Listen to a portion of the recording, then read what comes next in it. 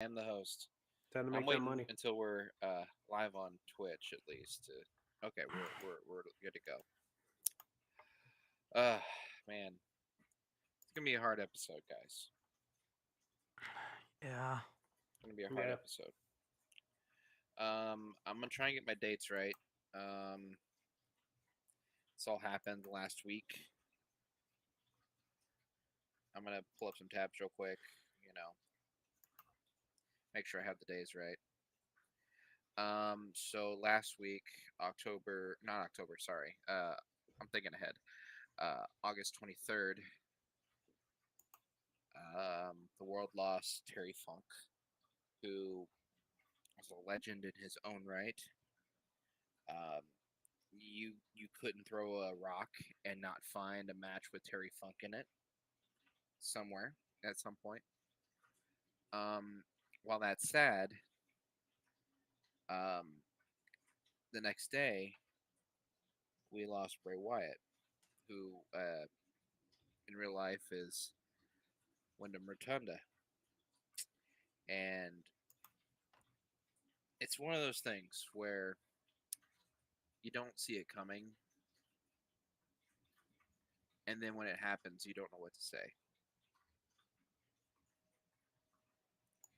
And with Terry Funk, he was one of those guys. You put him in like the category of like a Ric Flair, right? Like you don't ever like unrealistically, you don't ever expect him to die, because it's like he's put himself through so much. You know, obviously he can survive anything. But then you put Wyndham Rotunda, Bray Wyatt, we all were sitting here thinking we had at least so much more time and more opportunities to hear his story being told. And now we're left to wonder what's next because we'll never know what was next because he never got to tell his story. Um, I'm I'm sure we're gonna do our customary moment of silence, but I want to open up the floor to everybody that wants to say something. I mean, this has definitely been a hard week. Definitely starting with the first passing with Terry Funk.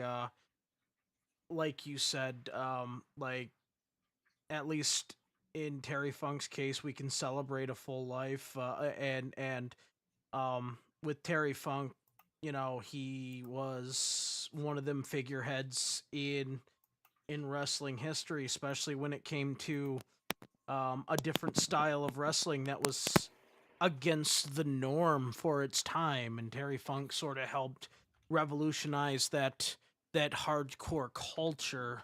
And it's crazy to think that just about a month or a couple months ago, he was actually wrestling inside of a ring. I mean, this guy lived, breathed wrestling. Like wrestling was Mm. his life, and it's all like that was the beginning of another legend, a fallen legend um in the wrestling world.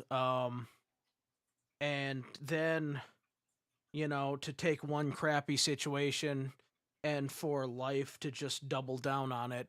We were robbed with probably one of the best creative minds in wrestling today. Cut very short, obviously. Um, Wyndham Rotunda, also known as Bray Wyatt, was a one of a kind wrestler. And it's crazy to think that he was literally only uh, 2 months younger than me. For those that don't know, he was born May 23rd, 1987. I was born March 23rd, 1987. It's eerie when somebody literally months apart from you just all of a sudden like he's there 1 minute, gone the next, and it really puts things in perspective. And Wyndham Rotunda was was was was one of a kind. I mean, as you said, the most tragic thing was is he was never able to finish a story that he created. He was and we it what sucks as we lived through this once with, because this is literally the same way his boy Brody Lee passed, like almost the same way. Like he was wrestling, all of a sudden he's out with an undisclosed injury. um it's all like it seems like there's progress being made, then all of a sudden Right. boom, like eh, Like we're not gonna get into like details and such like that because it's not no, our place. If you no, really want to know, the information's out there. yeah, yeah, But I think what the saddest thing, and Trey, you might be able to expolculate, well, expand on it, I should say, on that is that we're referring to Bray in the past tense, and I think that's the hardest thing that we had to do with Brody, and now that we're having to do with Bray now, and of course, with Terry, it's also hard because again, living legend. Yeah, and Crow, you said it. You said it best. And I know we talked about it throughout the week, and it is very hard, especially with the fact that you can. It is. It's a lot easier. It's not easy, but it is a lot easier to swallow the fact that Terry Funk has passed away. The man appeared for over 30 promotions. He is a wrestling legend, absolute wrestling legend. He was 79 years old, almost 80.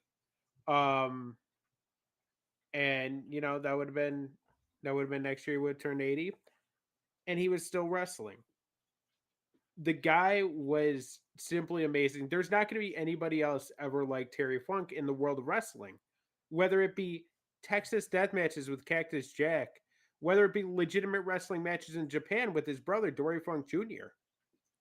There's nothing like him in the world now, and the longevity throughout all that. I mean, this guy has taken shots after shots, barbed wire shots, flaming cattle prods, things of that nature. And he just he was such a freaking legend. And unfortunately, we have to cover this, and Mhm. it is absolutely sad and heartbreaking because he's in almost every wrestling hall of fame. I mean, you have a who's who, and Terry Funk's in there. Absolutely, absolutely. And then you get over to what really I think was the stab and twist in part of this. It was the twist, and that is Wyndham Rotunda, Bray Wyatt. Um, very very young, and I went back into the archive a whole 2 weeks ago where we spent 15 minutes booking his comeback. We on this show we spent 15 minutes fantasy booking the comeback of Bray Wyatt. And maybe Eric Rowan will show up. Maybe Braun Strowman will show up. We knew that Bo was there. And unfortunately, Eric Rowan and Braun Strowman did show up, but not for the reason that, we wanted them to be there for. And for all intents and purposes, it sounded like he might have wrestled his last match. Mhm. But it doesn't mean that his brain was done working. It doesn't yeah. mean he couldn't have done something else in wrestling, and that's what he loved. He loved wrestling, and he loved to be creative, and he loved coming up with all of these ideas. And it is absolutely devastating. It fucking guts me that we have to you know that is a story that is going to be left untold forever. We are left to the what if Yeah. of Bray Wyatt. It I, is it is just that. It is a legend now. It is the legend of the Bray Wyatt comeback. What was going to happen after Lashley? We don't know. And on the other side of it, you have Wyndham Rotunda. He was a father with kids, and he was engaged.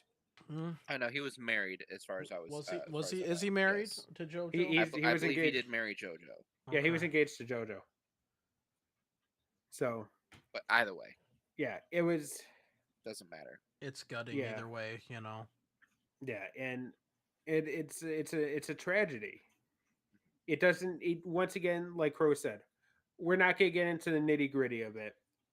Regardless of what happened, they're both gone. But having to refer to Bray in the past tense, it's definitely a tough It's one. a tough I one. mean, what's the last one would have been Brody that we did this for. Yeah, Yeah, and it would. Yeah, and yeah, it's because like and I think it's almost what surreal, yeah, it really is. And I think what's more frustrating, well, not really frustrating. I think it's more so like upsetting. I think we were there for everything for Wyndham Rotunda. We were there for the Husky Harris days. We were there at the genesis of Bray Wyatt. We Mhm. saw everything come to pass, and we basically kind of grew up with this character. Yeah, Like some of the older folk that watched wrestling before we ever got into it, some would say that Terry Funk's passing probably affected them the most. And that's a fair assessment. Terry Funk affects us because we also liked Terry Funk's work. we Um, respected it. we Yeah, respected it, but we didn't grow up with it. I think it's fair to say that we grew up with Wyndham Rotunda. yeah, I Yeah, think it's very absolutely, fair to say. absolutely. And Um, not only did we grow up with it, I think in terms of the longevity of his career and where everything falls, we as a show have covered his entire career. yeah, yeah. From his NXT run to yeah, like you said, the Husky Harris, the second Nexus, the Bray Wyatt first rendition, which would be his strongest run to date, was the original Wyatt family run. To of course then the what is it? The Woken Bray Wyatt with Woken Matt Hardy, and then the Fiend to this Uncle Howdy gimmick, which would unfortunately be the last story ever told. We like I think that's why it hits us so hard, because this was this was a guy from the Genesis. Yeah, we saw it all. I mean, Crow, you hit it right on the head. We literally saw him evolve in the wrestling business, and we saw every step of it. We've criticized the bad stuff. We acknowledged the good stuff, and it's. I mean, we're still having chills from giving credit to Bray Wyatt having probably one of the greatest comebacks in the history of professional wrestling, when he had that chilling comeback speech and everything there. And it's there's a lot of what could have beens now, because and it sucks because just last week it's all like it was okay, there was still Bray Wyatt coming back now. It's just weird to think that in a span of a week ago to today, now it's, well, Bray Wyatt was instead of Bray Wyatt is, coming back, it's all like, so it's just all rough. it is, and there's nothing that we can say or do that can fix the pain that his family's going through. There's nothing that, well, obviously, there's nothing we can say or do. The only thing I think as fans we can do is keep that character alive. Yeah. You know what I mean? Because yeah, we criticized a lot of the bad stuff. I'll be the first one to say that when Bray's stuff missed the mark, we were right there. But that's the thing, though. We didn't get the full picture. Bray had the full picture in his head the whole time. And so I'm still standing by criticisms, obviously, but what will be the biggest what if is what was next. and obviously, we'll never get that, but what the closest thing we can get to is just honoring the story that we did get and the time that we did get with Windham Rotunda, and also with Terry Funk in this regard. I think now would be a good time to have a moment of silence for both Terry Funk and for Windham Rotunda.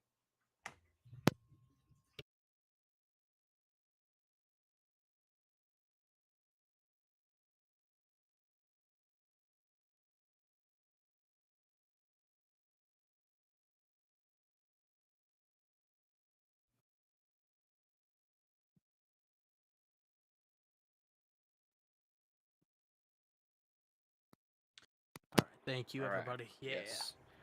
All right. All right. Before we gonna move on, pivot. guys, Boy, before we're we gonna move pivot. on, Yes, before we move on.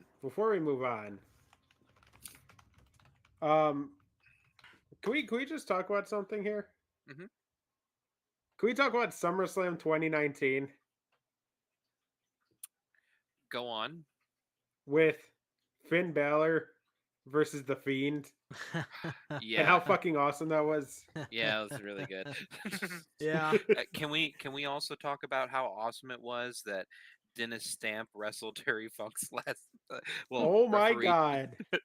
Terry Oh, Funk's last match. Oh, was that his last opponent right there? No. Dennis Stamp ref that last Oh, match. ref. Remember? Oh, oh yeah. Does that mean Terry Funk wins the revived Dennis Stamp Award? I believe so. I mean, he'd have to, right? And I think we immediately retire. We Dennis are Stamp retiring the Award. Dennis Stamp Award, everybody. In honor of Terry Funk, we are retiring the Dennis Stamp Award. I mean, it had been defunct for a little while because we plumb forgot about it. About 8 years. About 8 years. But you know what? was This the is a Dennis perfect Stamp time to Award? revive it and retire it. Yes. What was the Dennis Stamp Award for those unaware, Trey? It was just an award we gave for, like, I don't know, favorite wrestler of the week, I guess. Yeah, because we were all in on Dennis Stamp for like, what, a month? Yeah. I mean, the biggest Dennis Stamp marks ever. It's because we saw Beyond the Mat, which Yeah. also had Terry Funk in it. That's true. Terry Funk wasn't Beyond the Mat. And Dennis Stamp, he never knew when his next match was going to be, but he kept in shape by jumping on the trampoline. He doesn't do tricks, but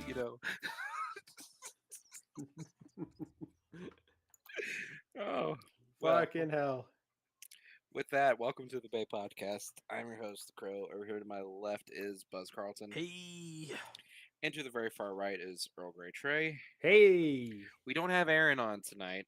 He's dealing with he took a personal day. Aaron's on assignment. He's on. That's what we're gonna call that now. Whenever one of us is out, he's in the field on assignment. Yes. and then when they come back, we have to ask what their assignment was. Yes. So like, I love it. That's what we're doing. He doesn't know. He doesn't know. We're gonna. That's gonna be a bit that's gonna. He's gonna be put on the spot. Oh. Just wait for next week, everybody. Yes. Yeah, find out what Aaron's assignment really was. Yes. All right. Well, we got a lot to talk about. We do. Where do we want to start? I think if we just start results, we'll eventually get to what we need to cover. Okay.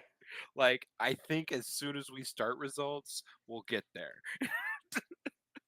Because everything just kind of connects, It's all connected. Just like a monitor with Tony Khan. Time is a flat circle. So, like, Tony Khan was monitoring the situation. That's for sure. God fucking Lord. Jesus Christ. Buzz, you're such a fucking punk. Stop it. Oh, Jesus. Welcome back to All In. So, like, I really need to learn how to parry. You know what? Let's just rip the Band-Aid. Are we just doing it? Let's talk about it. Buzz, put up the CM Punk graphic. Actually, I got this one right here. Oh. Let's see here. Perfect. Oh, I love that. Okay. That's perfect. Okay. Oh, fucking So, CM Punk got into a fight again.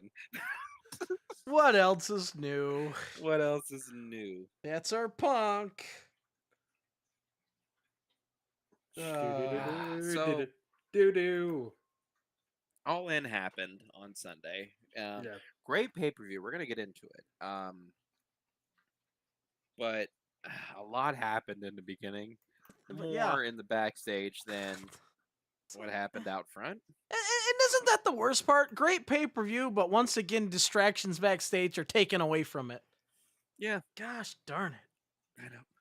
It's Do we almost want to as just if go over? somebody's the problem. Do we want to just go over the timeline of events by Brian Alvarez? Let's do it. You know what, Trey? I think you got a better handle on the situation. I do. Go This is for it. this is coming from the Wrestle Futures X account, Zwitter, if you will. Is Zitter. Zvitter. Zvitter. Zvitter. X gonna give it to you. Yep. This is what they say. Brian Alvarez was told Perry walked back after his match, and as he walked by Punk, Punk asked him if he had a problem with him. Perry responded by telling Punk that Punk heard what he said out there, referencing the glass. So Jack Perry said that it's real glass, cry him a river. Punk then informed him he could beat his ass. Punk then shoved him and put him in a choke. The physicality was in Gorilla, and it got so close to Tony Khan that monitors fell on him. Oh, jeez. Samoa Joe reportedly broke up the fight. All right, so first of all, Samoa Joe is the real MVP. Yes. Samoa Joe is the GOAT as far as I'm concerned. Wait, Crow, wait. I'm waiting. There was almost a second incident backstage at All In. Oh gosh. When Punk came back through the curtain after his match, Miro confronted him and asked him about what happened with Perry. Punk asked him if he had a problem with him and if he wanted to step outside. Oh my gosh. Okay, so first of all, I want to clear something up. Apparently that Miro Punk thing was blown out of proportion. I don't know if you saw that report. I did not. I did not Okay, either. apparently that was blown out of proportion. Okay. Apparently that didn't actually happen the way that it's being reported, according to Brian Alvarez of The Torch. Because if Torch it was was the Observer. There's too much shit going on for us to keep up with, folks. So like Yeah, because if this is ever changing. So like because if he goes like if somebody asks, all right, give me this, it's almost like if let's just say that scenario happened, that's just Miro like trying to get the whole story, you know, like, hey, give me your side of the story. So like if this is true and you go, you got a problem with me, let's go out, be like, dude, sometimes people are just, yeah, what are you like, yeah, you're like 10, 11? Also, so, can we also acknowledge Trey for a second?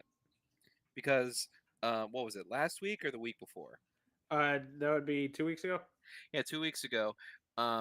Trey wisely said, you know, we should probably talk about the CM Punk issue, which I ignorantly said, no, it's a non-issue. Clearly, I was wrong. So, clearly, this was just a time bomb waiting to explode, apparently, and you know, it was a pipe bomb ready to explode. Oh, the pipe bomb on top of that, yeah, like it's to the point where it's all like where Tony Khan needs to ask himself, is CM Punk worth the trouble? He is. He chanted CM Punk the whole time. Didn't you read that? Even when the monitors were falling on him. He was sitting up on the announce table chanting CM Punk. You know, I totally believe that. You know, like I could believe that happened. Like, so like, you know what? It's not your fault. Those monitors were being jerks. They clearly fell on me unprovoked. So like, okay, fine. If CM Punk is worth your entire locker room at this point, then go ahead. Yeah. You know.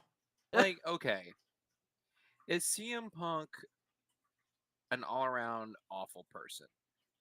Maybe not. Is he a shitty person to work with?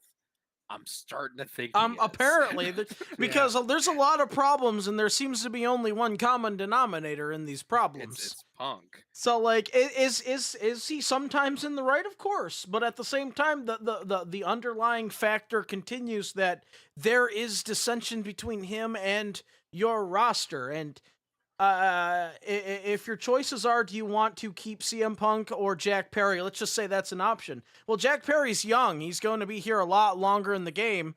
You'd probably want to choose him to invest in, But at the same time, though, you said it yourself. He's young. He's young. He can just go to the Fed if he wants. He could.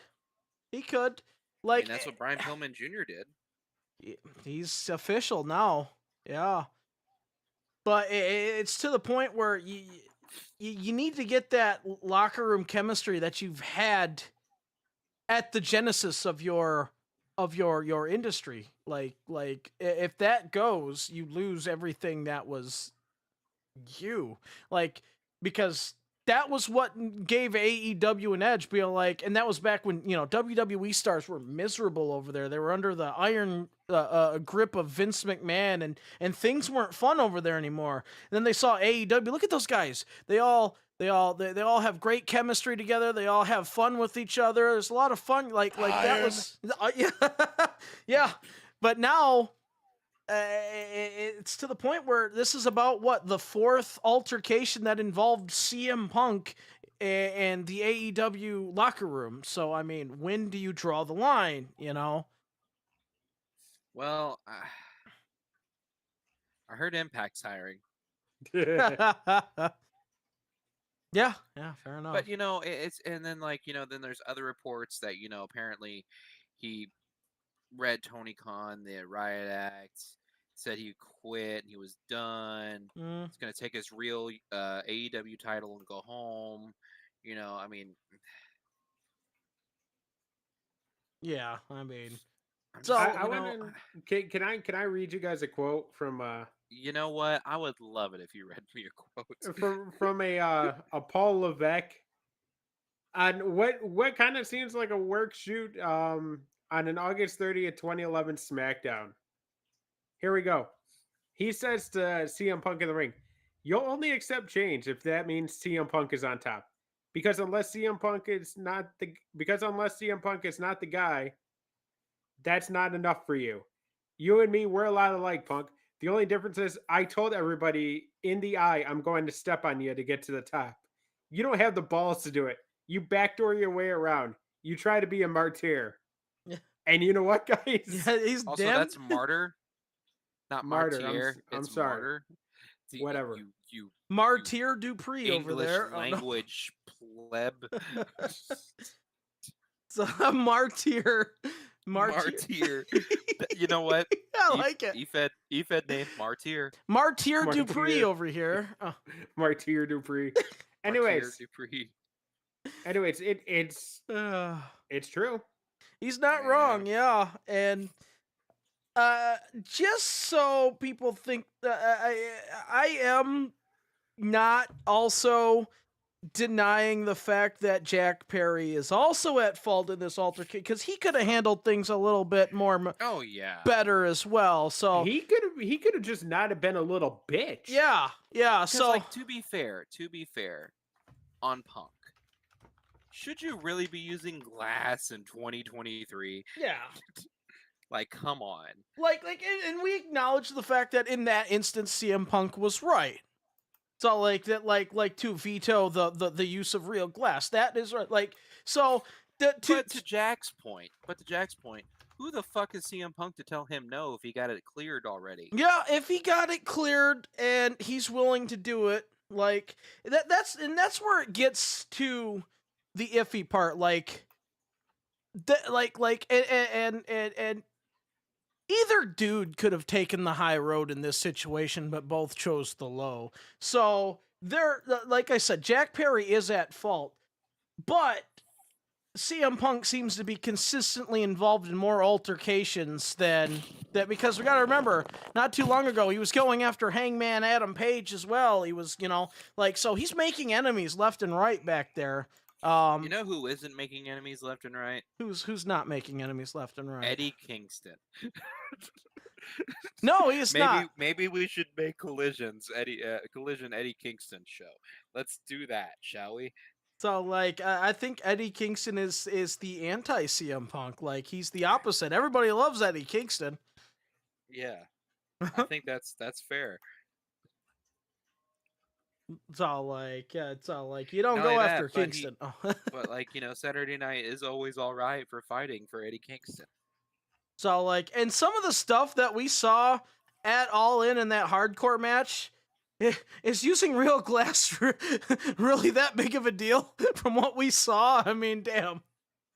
I mean, honestly, I'd make the argument that maybe you shouldn't use wooden skewers in a hardcore match anymore. And stab somebody in the skull? And then stab someone in the head with them.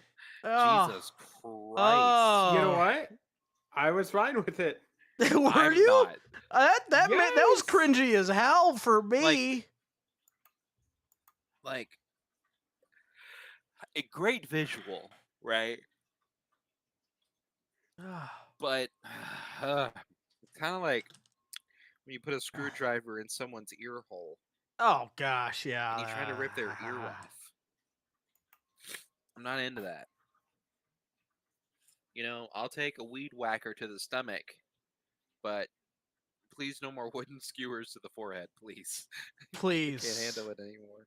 So like, yeah. I mean, it's to the point where, yeah, before that was the screwdriver in the ear was probably the most cringiest thing that we've seen. Like that makes you go, oh my god, until Sunday happened, and then it's all like, Moxley, you're sleeping on the couch, pal. Renee, come on, get your boy. Come on. Damn it. Okay, I'm reading reports that the Miro and Punk situation was a friendly and sarcastic exchange, and both parties were laughing. Yeah, it was nothing more than a joke for them. So okay, so they're good. It's mainly between Punk and now Jack Perry. Yeah. Fuck it. Get rid of both of them. I don't care. Okay? The fact is, and I apologize, guys. I know we're trying to be calm about this, but the fact is that this was a really good fucking event, and we had to talk about this again. Yeah. You're right. Just like last year, when All Out was the pay-per-view of the year. But you know what? We weren't talking about that when it was all done, were we? No, we were talking about CM fucking Punk again. And now, you know what? Now he's suspended, which means, you know what we get to talk about next week because he's not going to be at All Out? CM Punk. Yeah. So, like, and there is reports that there's a lot of wrestlers peeved off over this because, once again, the pay-per-view that they partaked in, that they knocked out of the park, is being overshadowed by backstage scruffles, and you know what? Fucking CM scruffles. It's like they're not wrong. Yeah, at this point, it's to the point where drop the hammer. Like Tony Khan has to be the boss now. Be like, all right, this is unacceptable. No tolerance for this kind of crap. I'm releasing both of them immediately. So like, and there you go. Like put the hammer down. Like you can't. You can be a fan all you want, but if you're owning the company, you got to be an owner. You've got to make the business decisions. Even if you extremely like somebody, put the hammer down and get control of your damn company. And stop letting nonsense like this overshadow what is one of the best pay-per-views of the year. Speaking of making a business decision, I'm making a business decision. We're moving on from this. Okay. Because we have a whole pay-per-view to fucking cover, man. This was the biggest fucking wrestling event of all time. And the funny thing is we're going to be talking about that certain someone again during the course of this results show. Luckily for us, it's going to be out of the way. Yeah. And then we can talk about the rest of the show. Trey? Yeah. On, buddy. It's all you, pal. All right, guys. So welcome to All In 2023, All in London 2023. I guess we do have the designated now. It's not All in London anymore. because we do have All in 2024, All in 2024. which Confirmed. is taking Hell yeah. place in London. London. They're It's gonna the be back at do-over. Wembley. Back to back all-ins. Maybe this time we go for 90. Yeah, there you go. Why not? Yeah. Try to break your own record. And, We got you the know, 81. Let's break it again. book the book it. Book it, Dano. Okay, let's get a little meta over this. Booking, some of the matches were great, some not the best. Yeah, I mean, overall the event was a success. The event was good. Yeah. It did everything that it needed to do for AEW to be legitimized, I feel like. Yeah. But there's only one women's match. Yeah. And that has been a critique of AEW recently, and that you get the signs book the women's division better, and this was a division that was at one time, unmatched. What they booked a year ago to what they're like. I don't know why they strayed from the formula that was working for them. They sign people that are money makers. Anyway, let's get into it. Yep. All right. So, taking place from Wembley Stadium in London this past Sunday. Yeah. Nice. Paid attendance 81,035. Congrats on good, there. Not bad. All right. We begin with the pre-show. First match, we have the team of MJF and Adam Cole defeating Aussie Open to win the Ring of Honor World Tag Team Championships in 7 minutes 45 seconds. Aaron already coming out hot out the gate. Yeah. Yep. He didn't even wait for the show to start. MJF won the night by having the kangaroo kick. So who would have thought? Which is essentially a split-legged drop kick to both people. So and this was also unexpected because you don't expect, especially when there's the tag team titles on. Like you figured there was going to be like some sort of shenanigans or something like that was going to prevent them, but no. No, there are no shenanigans. No shenanigans. MJF and Adam Cole are your Ring of Honor World Tag Team Champions. Baby. So, I mean, I guess we're getting MJF on Ring of Honor TV now? Yeah, we're gonna have to. Is this a way for Tony to try to drive up subs to Honor Club? Probably. I think this is definitely his way of driving up subs to Honor Club. Okay, well, it's not working for me, but I mean, I'm not a sub to Honor Club because I barely keep up with WWE and AEW. I can't keep up with a third promotion anymore. I'm too old. Without Impact. I'm too old. You're too old. I'm too old for this shit. Crow's a part-timer. He's a part-time wrestling watcher. I do this better part-time than you could ever do it full-time. Nice. He's coming back, guys. Eight straight weeks. John Cena comes back. I'm like, he's gonna be in my area, and I'm considering it. So, you should. Because I mean, how often do I get to see John Cena? Could you imagine? All right, I want to go back in time now and have you tell 2013 Crow that and see what happens. Oh, dude, 2013 Crow's gonna be pissed. Yeah. You know what? 2013 Bay podcast would be. Yeah, that's the thing. All of us would be pissed. Hey guys, you know that John Cena guy we all hate? Yeah, we all love him. Suck? Yeah, it was all like we were too young and immature to actually appreciate what was John Cena. I mean, we have Roman now, so he's pretty good. Anyways, speaking of good, let's just go over these two matches here. Hook beat Jack Perry by submission, won the FTW Championship back in 8 minutes 20 seconds. CM Punk defeated Samoa Joe for the X World title in 14 minutes even, and I got triple points. Thank you very much. Yeah, congratulations. So we did something for you then. And on top of that, I will say this: Samoa Joe's a fucking pro. He's the best. So he really is the best. And Hook is just good. We love Hook. Yeah, we love Hook. Let's praise the opponents, shall we? Yeah. It's all right. Gosh darn it, Samoa Joe's the man. Next match. Our next match, we have Bullet Club Gold, consisting of Juice Robinson and Jay White, along with Konosuke Takeshita, defeating the Golden Elite, consisting of Kenny Omega, Kota Ibushi, and Hangman Adam Page. Which I was very shocked at this result.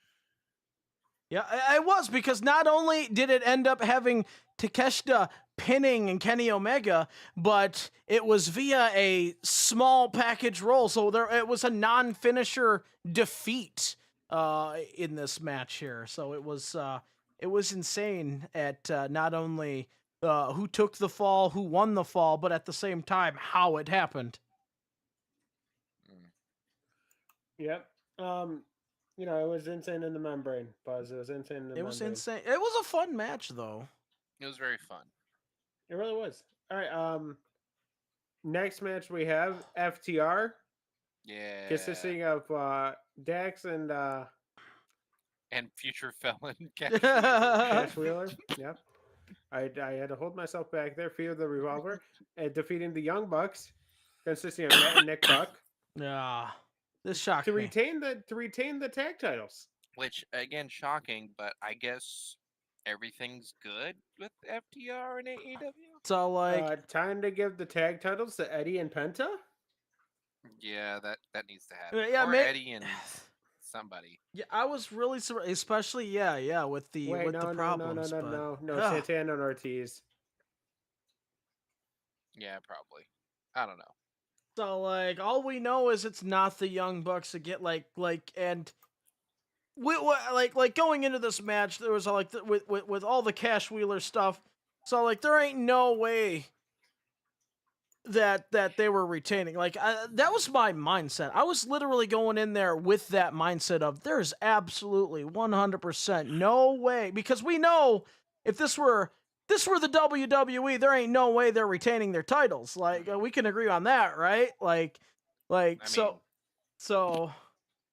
Actually, no, I can't say that, because the Usos. I mean, this is the Usos all over again. So it's all maybe we don't know crap. That's why I thought because I thought AEW was going to book it differently. Okay, they had that whole Jimmy Uso thing. Blah, blah, blah. You'd think that the Usos would be losing the titles, all that fun stuff, and then then you look at AEW. Well, they're not WWE, so there ain't no way they're going to, reward, well, guess what? Yeah, the foreign travel restrictions won again. How about that? Yeah. It looks like it. It's all and in a way, I'm happy in this instance for Dax, because he would have been the one that got truly screwed over, since it's always the guy that didn't do it that gets screwed over. It's all and that's what so I guess I'm glad for him, but I mean, I was surprised. Once again, though, great match, fun as hell, but just shocking. Really, we had both teams using both finishers on each other. I thought that was pretty cool. It was, and it was to the point where they were using all these finishing moves, including like you said, each other's finishing moves on each other, and they kept kicking out, and it was all and then we were like, okay, this is finally, oh no, he kicked out, okay, this is finally it. Oh no, it gave you that moment, okay, is there actually gonna be an ending? They keep kicking out at 2. They're like John Cena-ing this. Oh. But it was a great match. I enjoyed it. It really was. All right, next match. Second longest match of the night, the FTR Young Bucks match. So much fun. So much fun. Next match, Stadium Stampede. So much fun. Yes, Stadium Stabby. Yes. We had the team of Eddie Kingston. Sorry, Mad King Eddie Kingston. Penta El Zero Miedo / Penta Escuro. Best Friends, consisting of Chuck Taylor and Trent? And of course, Orange Cassidy.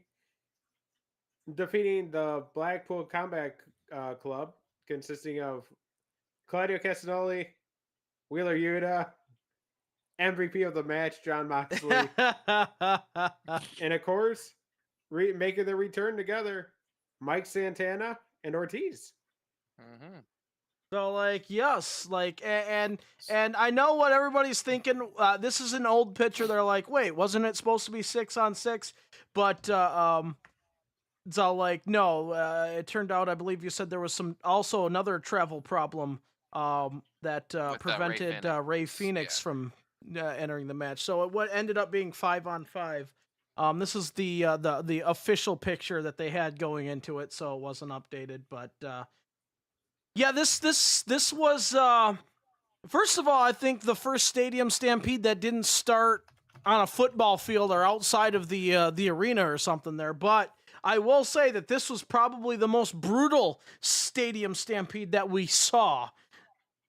For sure. And is there nothing Moxley won't do? That is the question we gotta ask ourselves. I honestly think that there is something he won't do. I think it's a cinematic match. I don't think Mox will ever do a cinematic match. No. So like he wants people to know that he's there live actually doing it. Yeah.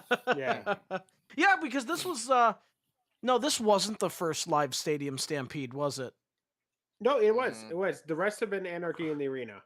Yeah. Oh, okay, gotcha. It was Anarchy in the Arena. Okay, so this was the first stadium stampede that was live and not cinematic here. So that was another thing to take into consideration here. So it was it was to the point where we wanted it to end, not because it was a bad match or bad. We wanted it to end before somebody died, because it was everything that intense. yeah you need yeah it's all like this was a Terry Funk approved hardcore match for sure. Yeah, it really was. Highlights include, of course, John Moxley getting stabbed in the head with skewers. We can't show that because we are on YouTube. No, Yes, off of that, yes. just ill. Yeah, we cannot show. I mean, you can watch the match yourself. Like, it's plain as day. We were all like, "Oh my gosh, what is going on?" But because you've never seen something like that happen before.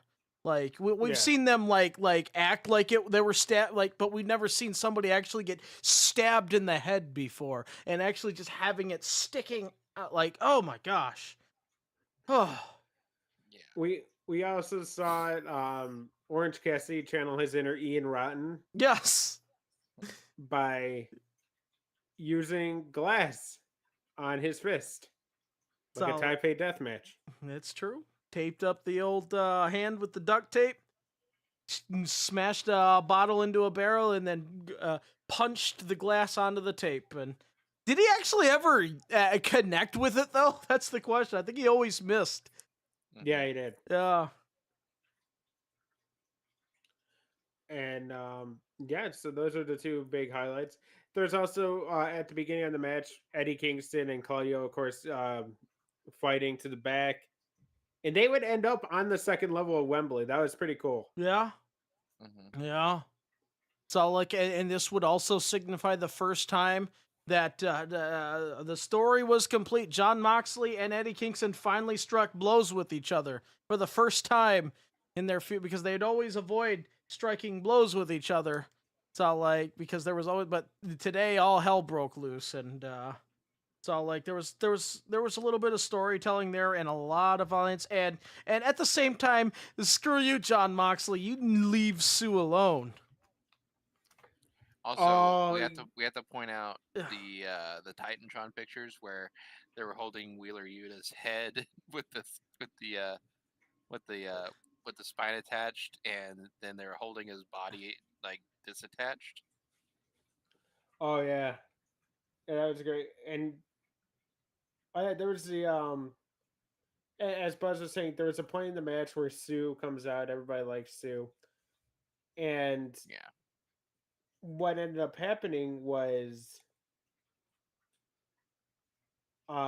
she came out in her car or in her van, and here comes Mox, goes right up and kisses her with a bloody face. Yeah, that sick bastard.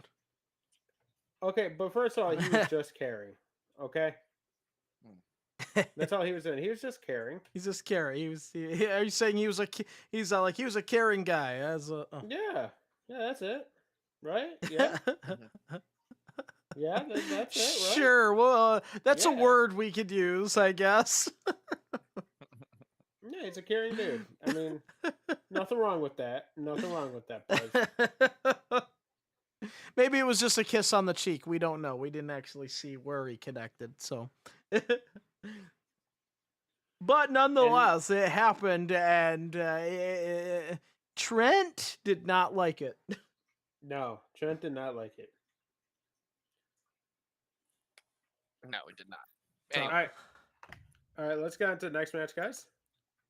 Yeah. Next match. The women's match. Yes. As we get Saraya coming out to We Will Rock You along with her family.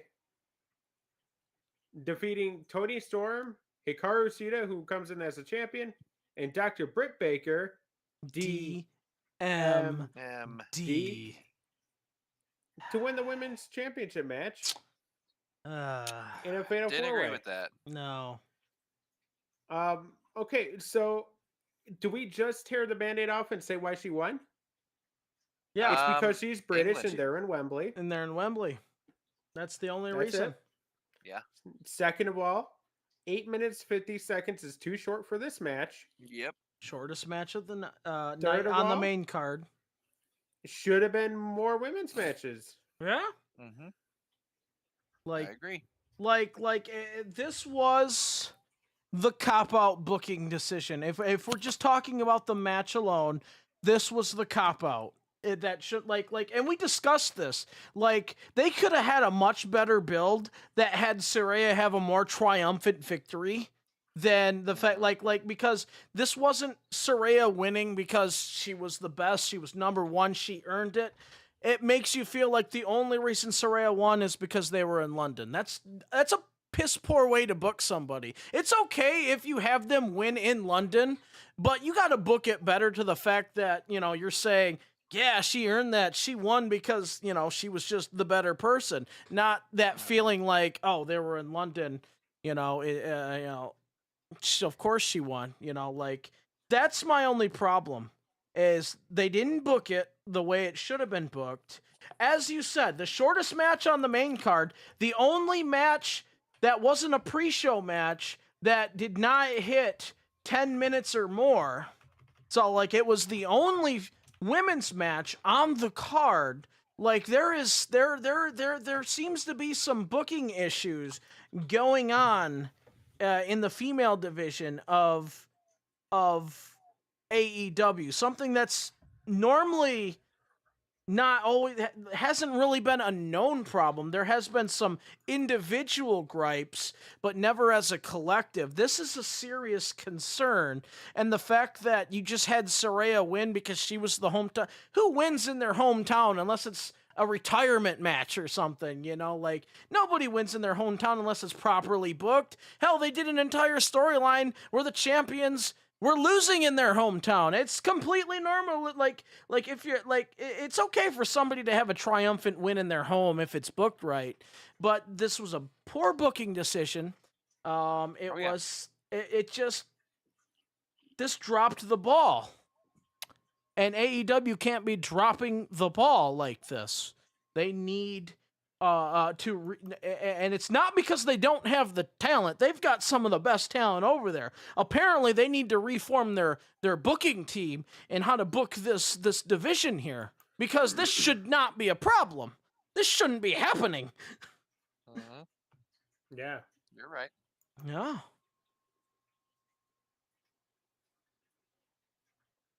Next match? Next match. All right.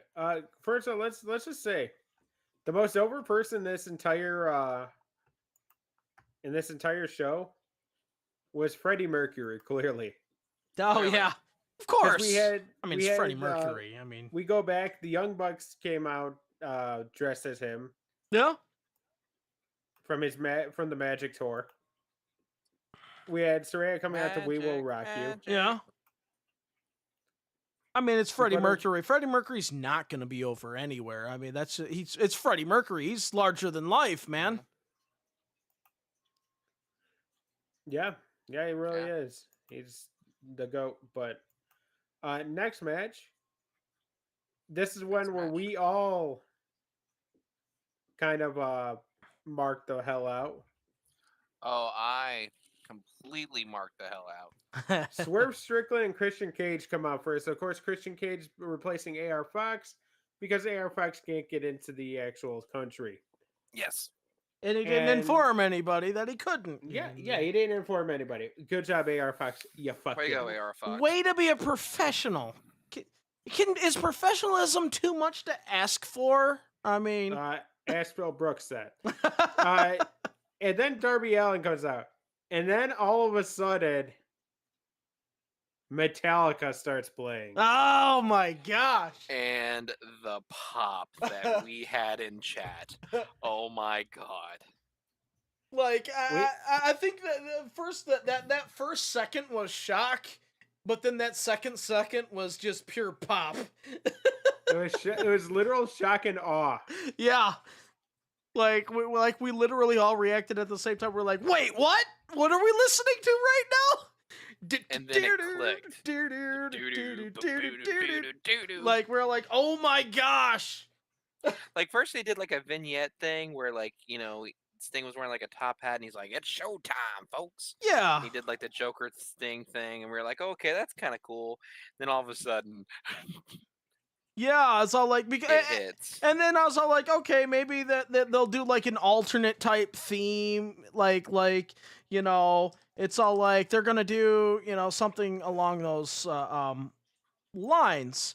Little did I know that we were going to get a certain Metallica theme song called Megadeth, Seek and Destroy. It's all like Wait. Did you just say a Metallica song called Megadeth? Metallica song. What? Hold on. Yeah, I messed up, but still, it doesn't change the fact that when we heard that song, it's all like it brought me back to 2000. Like, I felt like a kid again for a split second there. Like, I felt like I was watching WCW in, 2000, 2001 when he used that theme song.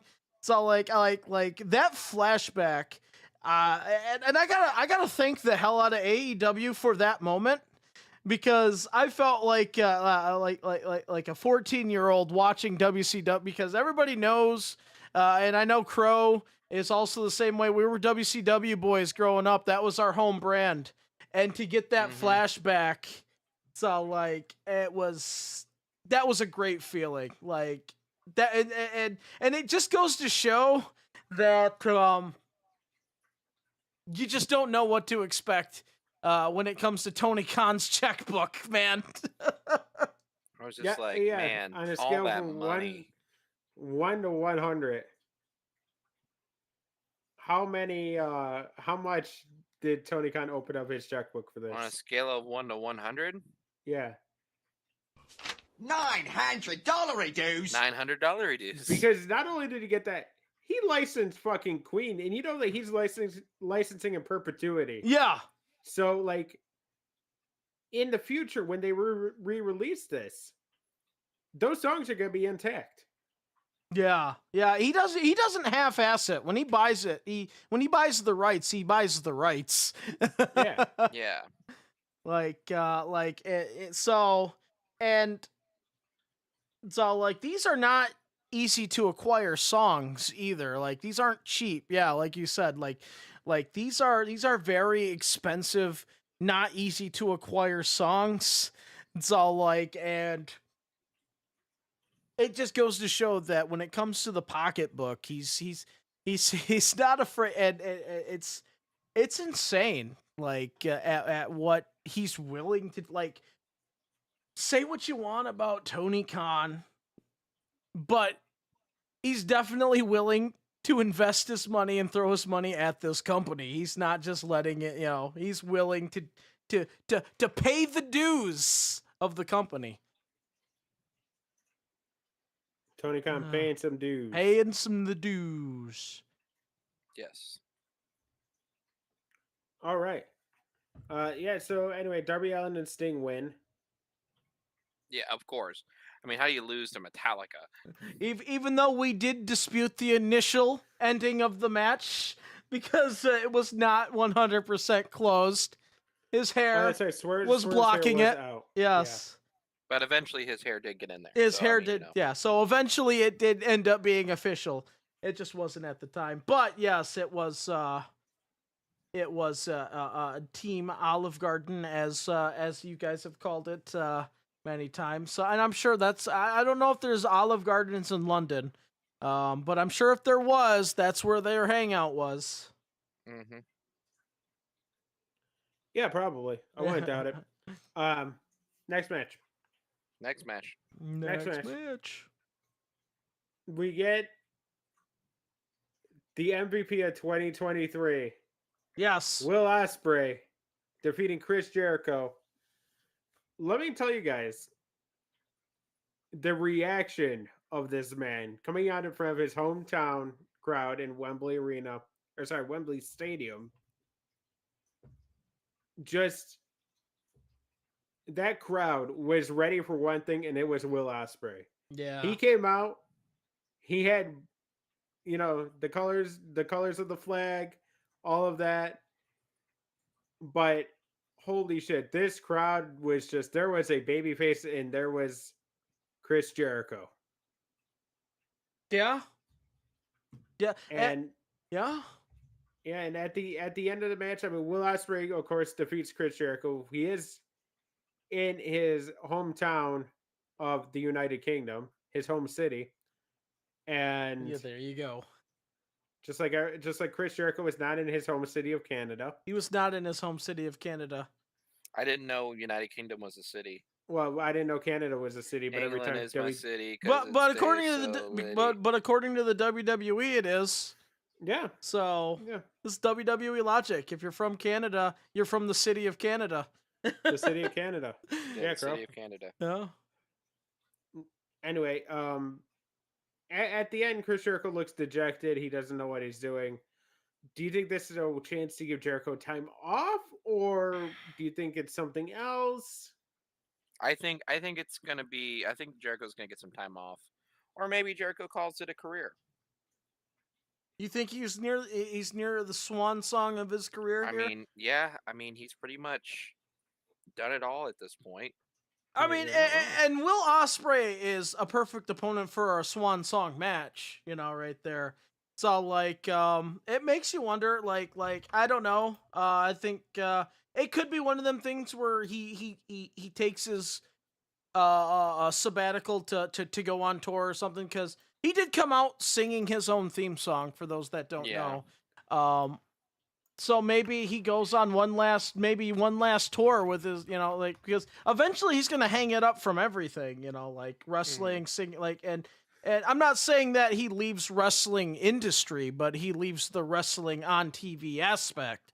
Soon, like, unfortunately, I know that it seems to be longer and longer for these wrestlers in their careers, but even at the end of the day, their bodies can only go so far. Like you gotta you gotta know when to fold them. It's all like when to call it before you're a walking bionic, mess. Like a lot of these guys who don't know when to leave is, and we never wish that upon anybody, but I think Chris Jericho's to the point where I think he's smart enough to realize that when it's time to call it a career, I feel like he would know the right time. And I don't think that this is it, because I think that he'll build up for one more epic matchup. Yeah, I think he'll have like maybe one more match in him, but I think we're coming near the end of the career of Chris Jericho. Like, I don't think it's gonna happen within the next like month. I think maybe like in the next 2 to 3 years, I think Chris Jericho is gonna start winding down. Fair enough. That's just my opinion. I mean, he could go for another 5-10 years. I don't know. Yeah. I think that he at least has 2 to 3 left in him. I think I'm right there with you, Crow, on that. And in terms of that, I think after that he's going to start slowing it down, and then eventually, we're looking at 5 years at most he has left. Yeah. By the way, yeah, YouTube comments there. B, of course, our fact checker from the city of the UK. Yes. Never heard of Olive Garden, so at least we know there was no Olive Garden for Darby Allin unless they like brought it with them. They They could have brought Olive There Garden has with to be them. an Olive Garden equivalent in the UK. There has to be. Yeah, we need damn it, we need ideas. We need facts about this. Is there like an Italian chain restaurant? There's in the got to UK? be something Italian in England, right? I mean, It's called travel like 6 hours to Italy. Yeah, that's what it maybe is. that's what it is. Maybe they're all connected together. But like, nah, we just hitch a ride to Italy. It's like, just hey, you want get to the go to authentic Italy? stuff. Yeah, just go to Italy, get some Italian food there. You know, it's all like. Imagine going to Italy for pizza. Dude, that'd be great. That's kind I of would- like, if I went to Michigan for pizza. It's pretty much the same drive.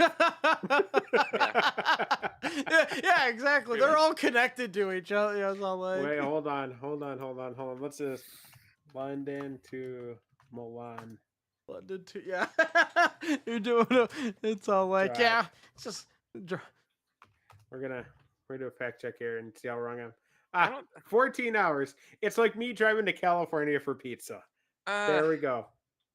Wait, is yeah, there? I mean, you could just go get Domino's at yeah, that I point. mean, you know, It's quicker. Yeah, we got. You know what? Fuck it. They probably just ordered Domino's. it's all That's it. like the. mean, they I'm got some- sure they got their own like what is it? DoorDashes over the be like, yeah, Italy, give me that that European DoorDash. Just give me some of your pastas Yeah. and you know. Yeah, I heard like the cheesy bread at Domino's is pretty good. you know Cheesy that, right? bread. God damn it. that Deuces and Domino's there. So like, Yeah, in cheesy Venice, bread's pretty good. they put fries on pizza. Venice- Huh? Oh, they put chips We slash and fries on pizza. Oh well. No, yeah. yeah, I refuse to believe that. You know Okay, what? I okay, totally you know believe what? that. That's fine. That's fine with me. I'm fine with that. I could probably do that. That actually is intriguing to me. I could do it, but why? So like, I got something crazy here in America. We put pineapple on pizza, guys. No. I got something crazy here in America too. You No. guys want to talk about the special sauce that they put in McChickens? Oh no! We don't talk about the special. You know what? I had a sauces. McChicken today for lunch. Extra Had 2 of 'em. saucy. Oh. Oh Jesus! No, I get mine without mayonnaise. Oh, okay. Fair enough. And it's funny because they do come with mayonnaise. They come with a lot of mayonnaise. I also really get it do. without the shredded lettuce because They really do come with mayonnaise, guys. Yes. Next they really match. do. Next match. We have Billy Gunn and the Acclaimed defeating the House of Black to win the AEW World Trios Championships. Good Whoa. for them. Good for them. They deserve that. The Acclaimed have arrived in your city. Scissor me, daddy ass. Yeah. Wow. Ah! Even though he Alright. was the badass Billy Gunn. I don't think I got that. Do I have their picture? on Not that? at the end. No, you don't have it, Buzz, because it was made after we predicted. Yeah, it Yeah. was. Okay, yeah. And So, in our final match, I don't know if you guys want to add anything. to that no. match, no, I mean, congrats to the Acclaims and Senior Daddy Ass, who made his brief appearance as the badass Billy Gunn for one night, the one and only. It's all like, but no, I mean, it was congrats to them. Blah. Ah. All right, main event time. Main event time. We have MJF retaining the title against Adam Cole. Baby! Thank you. In 29 minutes even, guys. It was a good match. It first ended with them doing a double pin spot. Yes. And then Adam Cole got on the microphone and went, no, this can't end this way. I want 5 more minutes. And MJF said, "Not 5 more minutes. We're going till we have an actual winner." So Yeah. MJF, of course, trying to play the best babyface that he can. He's doing a great job. I still think that he's gonna eventually heal up. Oh, But he's that's okay. I mean, it's obvious.